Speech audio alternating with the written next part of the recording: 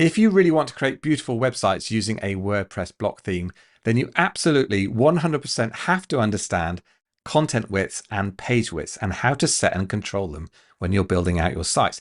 But it's a bit confusing, especially when you first start using a WordPress block theme. But in today's video, in just over 3 minutes, I'm going to explain everything for you. Before I dive into the site editor, here are the 4 widths you need to know. This is it. It's pretty simple. The first one is the normal width. If you add a paragraph block into your page, it will take on the normal content width of your page. Then you have wide content width, which is slightly wider. It lets you break free of the normal content width. Then you have the full width option. This is the full width of your website. And then finally, you have a custom width, so you can choose any width you like. To make this as simple as possible for you to follow along, I've split my screen into 2. In the left-hand screen, I've got the site editor. Over in the right-hand screen, I've actually got the page that I'm going to edit and explain things.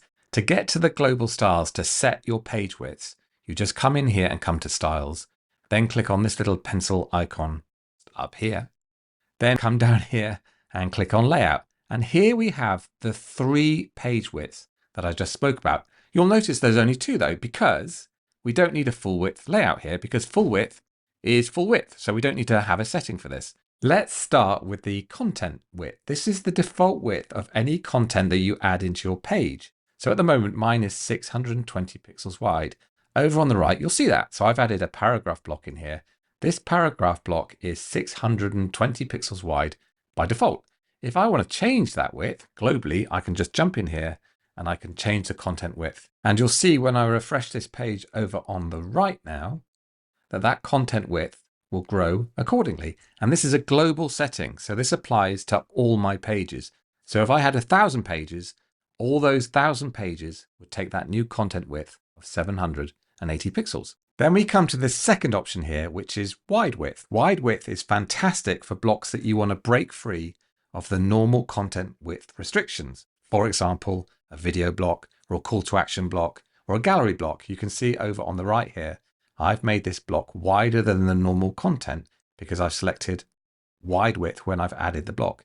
You can see at the top here, here's the option. So I've just added the gallery block and selected wide width. If I'd select none, then that would conform to the normal content restrictions. Then we come to the third option, which is full width. Now, to repeat myself, you won't see an option in the global styles for full width because full width is full width. We don't need an option for it. Here's a block that I've added, the media and text block, which is really snazzy. And I've made it full width. But you can see at the top here, I have 3 options. I can make it normal default width, wide width, or full width. And then the final option is custom width. You can set any width you like for any of your blocks, but you need to group them to be able to do this. So what I've done here is I've added a group block with a paragraph block within it. And then over on the right, you can see I've got some settings. Now, by default, when you add a block within a group block, it will take on the proportions of your default content width. So at the moment, this block here is 620 pixels wide. You can see this little toggle over here that says inner blocks use content width because my default content width at the moment is 620 pixels. But I can change this. If I want to increase the content width of just this block, I can literally type in here and you can see now that's breaking free of the normal content width restriction.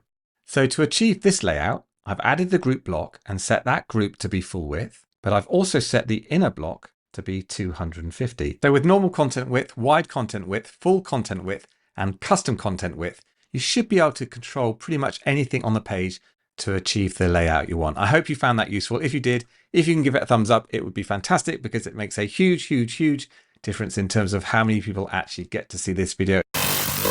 Oh, and also coming up in just a few weeks, we have a special WordPress 6.7 live stream with me, Nick Diego, and Rich Tabor, where we'll show you all the highlights. Plus there's a Q&A session. So hit subscribe if you want to see that. Thank you so much for watching. Keep well, and I'll see you soon. Bye for now.